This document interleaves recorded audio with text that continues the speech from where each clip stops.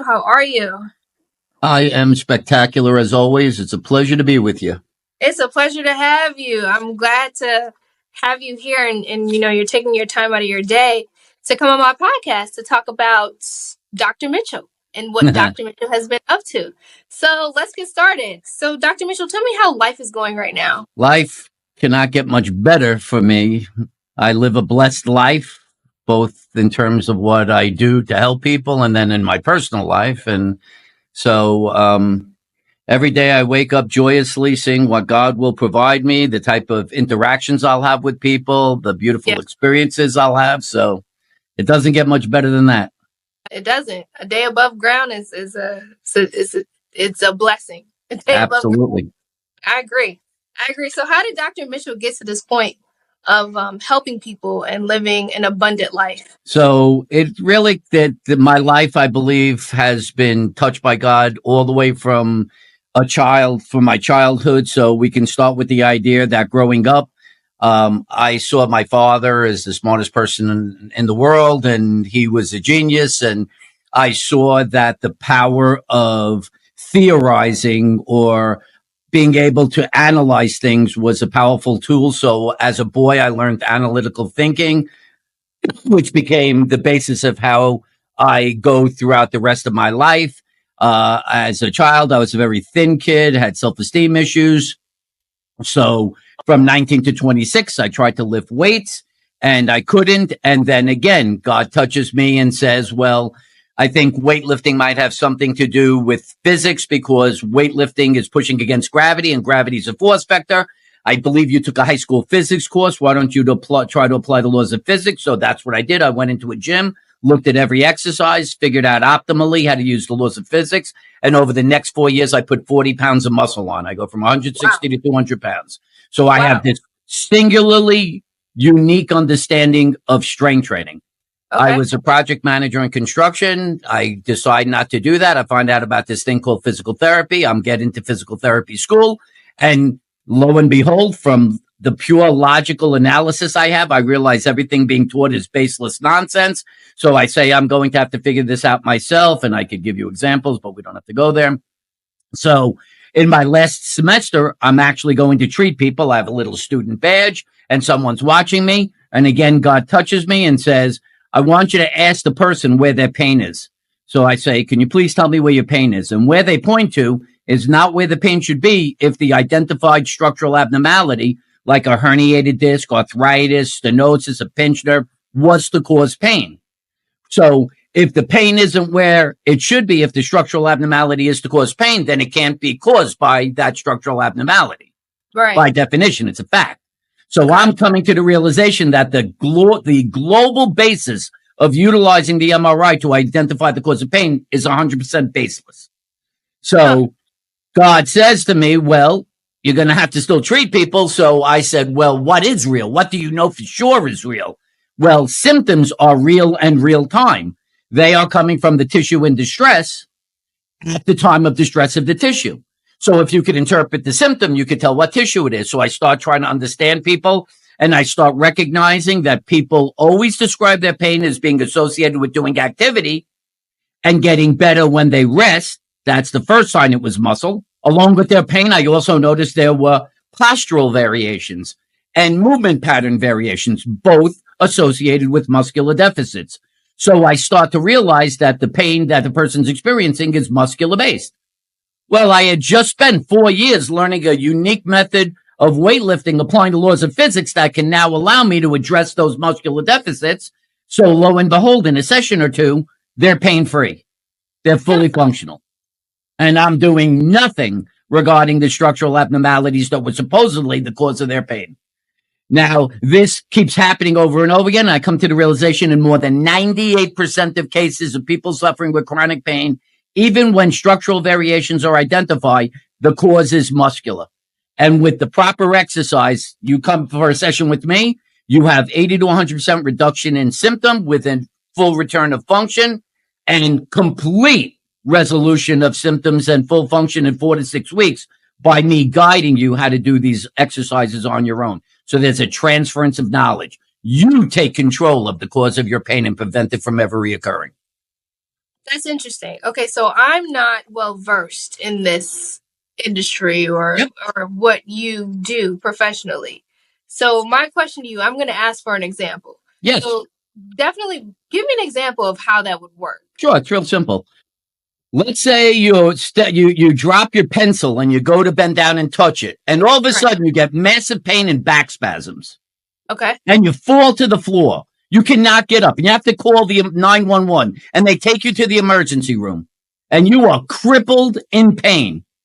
If this was 1975, they would take an X-ray, make sure you didn't have any fractures of the vertebrae. They'd say you strained your low back muscles. Here's a muscle relaxant. Go home, rest a week, and go back to work.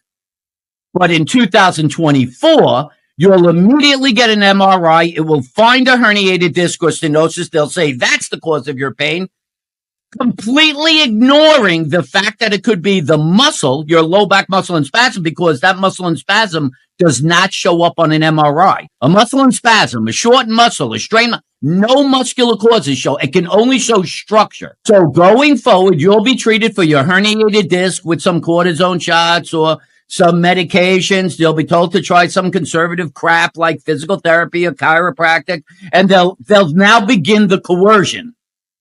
And this is the brainwashing that occurs. Well, you could try all these conservative things, but you have to agree with me that if none of these work, you're okay getting surgery because it's the last resort. Yeah. So that is a coercion. That is not proving you require surgery. That is a psychological coercion that says to you, if nothing else works, well, at least then it's worth trying it. That's not science. That's brainwashing.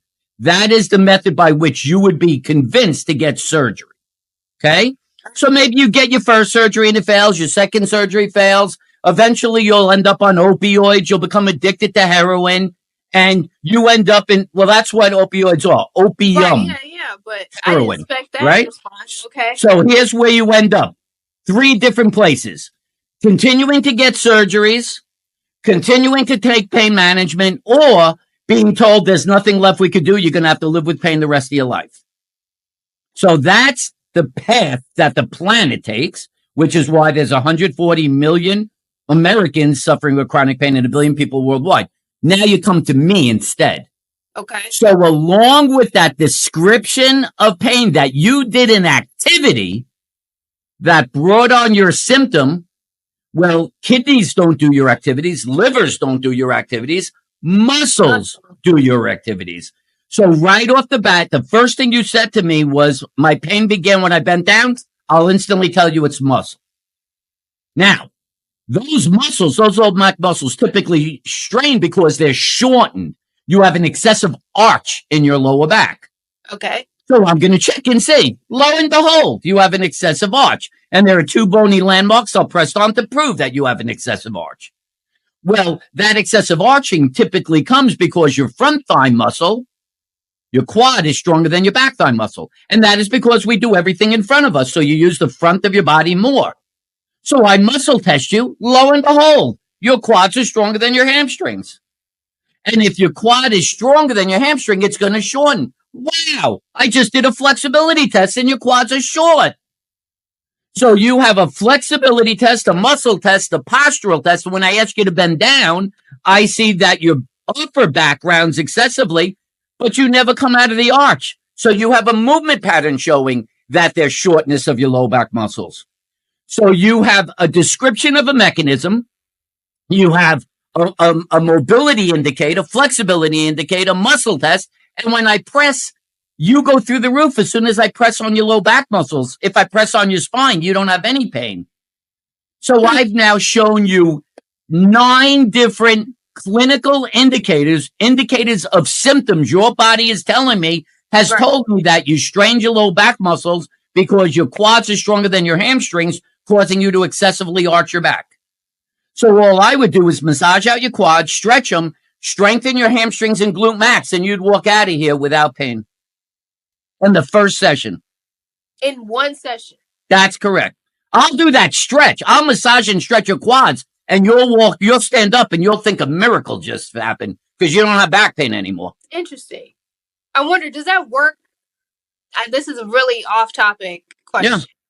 I wonder if that works with women when it comes to our menstrual issue or situation. So the menstrual concept is that you have to understand that what that does is it loosens ligaments. The whole premise of the introduction of progesterone is that you're trying to prepare yourself for giving birth. So the abdominal cavity has to open, the cervix. Right. Well, even the ligaments have to become looser to absorb this whole process. So in having looser ligaments, your joints are going to be that much more unstable, which means your muscles have to work that much harder, because muscles actually help you in terms of stability of joints during everything but weight bearing, everything outside of weight bearing. When you're weight bearing, your muscles work. When you relax, like sitting, they have resting tone, but they don't affect you as much. So you're going to have to make your muscles work harder. So when people talk about, a woman says, "Oh, I have more back pain during the menstrual cycle," why does everyone mock her? Why does everyone think, that's just in her head? Love it. There's a theoretical and a physiological basis for that statement. But you got to be willing to accept and understand the body and how it works. What you're describing is real. Never let anyone try to convince somebody, and this happens a lot. When the medical practitioner cannot resolve your problem, he is saying you are making that symptom up because they can't resolve it. And that's and that's crazy stuff. It is. Have you worked with new mothers in postpartum, in their postpartum stages, when it comes like after birth and things like that, Sure. prior to birth? Yeah, I've worked with every population. I've treated 17, 18,000 people over 30 years. Over 30 years? I've been doing this since 1993. Was this after the whole science and physical connection when you were in the gym? Yes. So what happened was I was 26 to 30.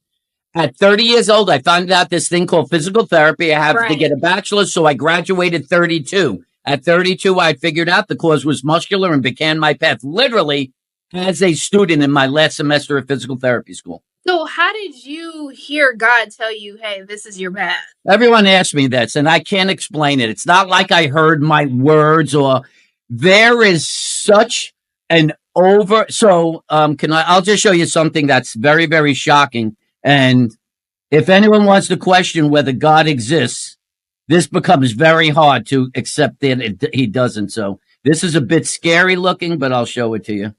This just happened. If we could see it. Oh my God, what the heck is that?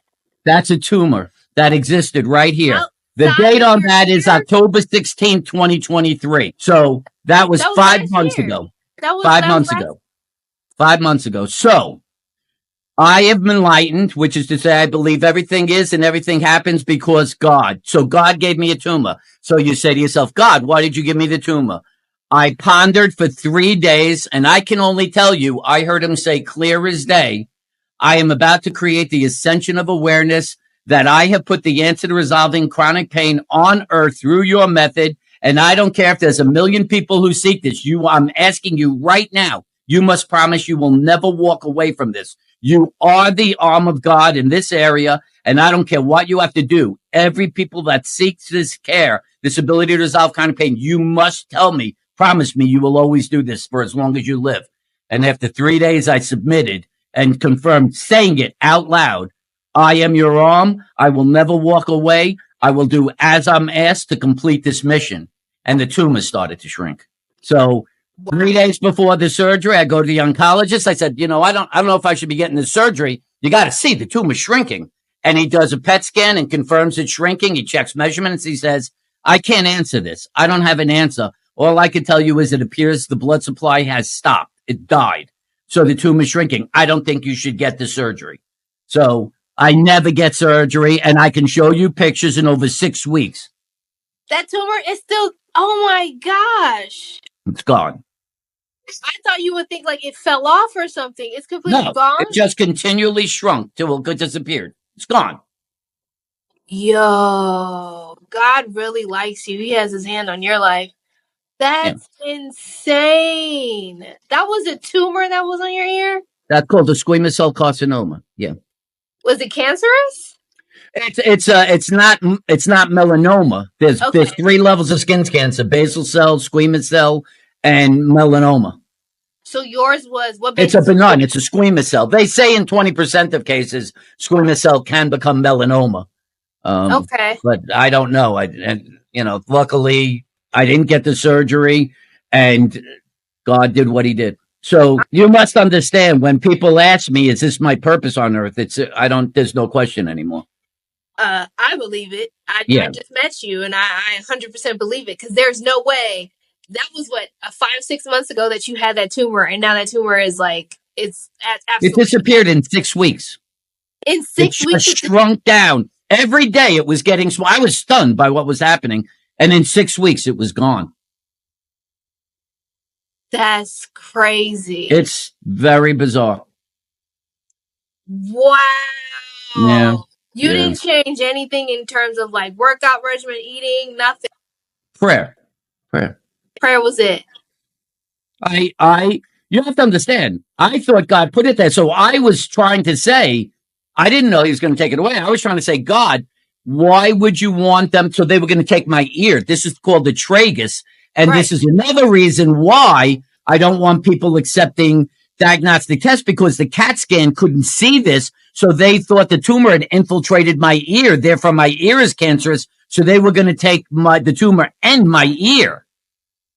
So they were eventually going to give me a prosthetic ear. So I said, God, why would you do this? What is it? What is the message? And I was thinking to myself, oh, if this process happens, he wants me to be on YouTube and let people know, so people will be drawn to me, and that will allow them to know that I have this answer to resolving chronic pain, and that will let people. So that was going to be the pathway he wanted to use for me to be able to help people get rid of their pain. I didn't know that was going to happen. And I even did a video after it that describes the miracle of what happened to me. Yeah, we all don't know how God Of is going course to not. use. Yeah. Because at this point, I didn't know God was going to use me to do this. In all Right. honesty, I did not know that. That's right. Amazing. That is amazing. I would have never. First, 6 weeks, it was gone. Yeah. Okay. All right. 6 weeks. What else has God done? Because I'm just like, I'm shocked. All right. Well, I could get very deep into stuff. So for 57 years, I hated myself. I had severe self-esteem, self-loathing as a child, and it's festered subconsciously for 57 years, even with all my massive levels of success. Those were all just ways I was using to hide the fact that I hated myself. It's the reverse. So people see a crack addict or an alcoholic or a person cheating as having self-loathing, but they don't understand. Very successful people use that as the way of hiding from it, so that nobody would ever consider that they hate themselves. It's the same exact thing, just in the reverse. And 4 years ago, I had a pivotal point where I got divorced, and that led to an epiphany. And for 4 days, I was hysterical crying, and everything became apparent to me, to where for 57 years, the reason I had virtually no happy days was because I hated myself. And it just became very clear I had to find the answer to that. So as a process of healing, I began to forgive myself for all the things I had done that made me hate myself, and the feelings I had. And I began to realize how to live for a purpose through God. That basically enlightenment, what it does is it takes you out of living through your ego. And I'm not saying egotistical. Yeah. Ego is the representation of the mind-body organism that you are in, and you see the world in relationship to it. So everything that happens because it's relating to you. And that's crazy. So if it rains, if it pours horribly and you're late to work, it rained because God wanted you to have a bad day. You see, that's what being by ego is. If you have a fight with somebody, or if someone says something, instead of saying, well, maybe there's some reason behind it. Oh, no, they're just trying to hurt me. So everything is related to ego, and all negative emotions stem from ego: jealousy, resentment, all of it. When you find enlightenment, you are now part of the world. I am connected to you, is connected to every person. It's connected to every object. We are all part of God's plan. So as a result of that, I don't think of me independent of everything. I am part of it. So there is no more ego. So as a result, you start getting this feeling of, wow, it'd be great to help people. It'd be great to sharing God's gift by having wonderful plants. And every morning I have bird feeders. Every morning I drink coffee, and for an hour every morning I watch birds and see the majesty of the birds and the greatness, and how small as a human being I am to the greatness of the world. And so because of all this recognition, I wake up not so most people do things focusing on what the resultant of those things will be. Mm-hmm. Oh, I'm going to do this because I hope I can get a raise. Oh, I'm going to do this so I hope this person likes me. Oh, I'm going to do this so I can get better at this. And you're worried about the outcome. You don't have control of the outcome. God has control of the outcome. The only thing you have control of is the action you take. So why don't you start doing actions that you love, that you relish in? So every morning, all I do is wake up and say, what great opportunity will I have to have joy? What great opportunity can I have to show God my respect and admiration for him, to interact with his natural world, to help others? And so that's for 4 years now, how I've lived. And I have not had a single unhappy day in 4 years. And I don't ever expect to have an unhappy day again. That's amazing. I loved it, Dr. Mitchell. That was great. That was really how you learned about self-love, and then putting it all into perspective. Like, you know what? I know I didn't have this when I was growing up for as long as I didn't have it, but I'm moving into the positive with the help of God and realizing that I am a part of this and I'm here to serve others. That's great. I love that. The weird part is that because of that, not only do I believe I was put here to help with pain, so pain will affect you emotionally and spiritually. And so there's a lot of people. I mean, I've treated hundreds of suicidal people. You have no idea how scary that is when someone says, I'm going to put a bullet in my head if you don't fix this. I cannot live another day on earth. Hundreds of them, because of the recognition of who I am. I've written 3 books. I've done PBS special. I've got a lot of recognition. So people were coming to me as their last resort. So it puts a lot of pressure on you. But what you start to recognize is their emotional and spiritual level have been so affected by their pain. They reach a sense of hopelessness. Yeah. They have no spiritual being. So what I do is, as I begin to get their pain resolved, I start talking to them and I say things like, don't you feel lighter in your body now? Don't you realize that you are holding a burden emotionally and spiritually because every moment you were anticipating that pain was going to come? And don't you think that now you feel lighter, you could breathe a little easier, and there's a kind of greater sense of warmth and maybe even a little more sense of joy in life, that you could look to the future now and not feel this sad that you're going to have that burden.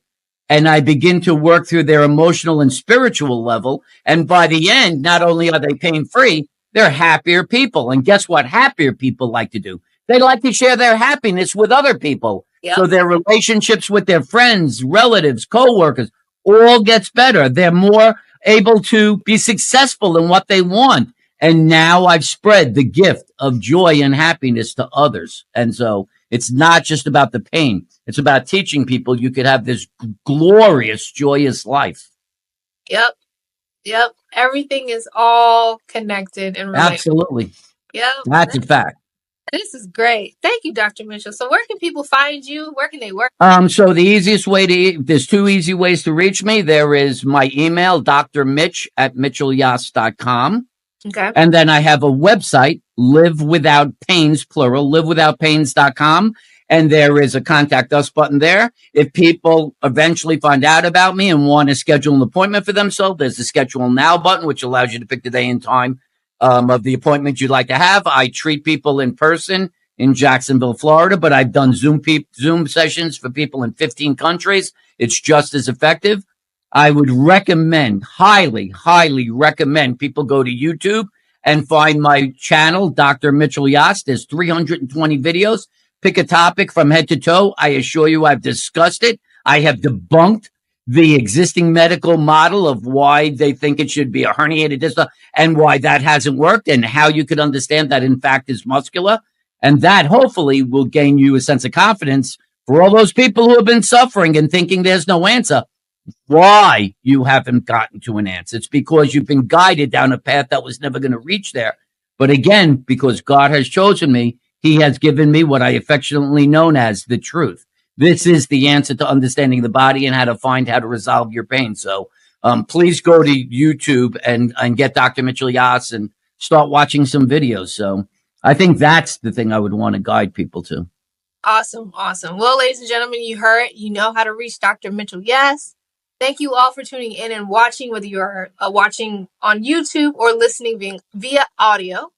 Again, subscribe to my channel. Follow us on Instagram at Unloaded and Uncovered Podcast. Find us on Facebook, Unloaded and Uncovered. And I will see you next week with a brand new episode. Dr. Mitchell, thank you for coming, and thank you for giving us, sharing your story. And I'm still floored. I'm shocked and still floored about Thank you for tumor having thing. me and giving me the chance to. I appreciate it. You're welcome. That tumor thing had me shocked. I was floored. That is amazing. But thank you so much for coming. All right, My ladies and honor. gentlemen. Thank you. No problem. Ladies and gentlemen, I'll see you next week.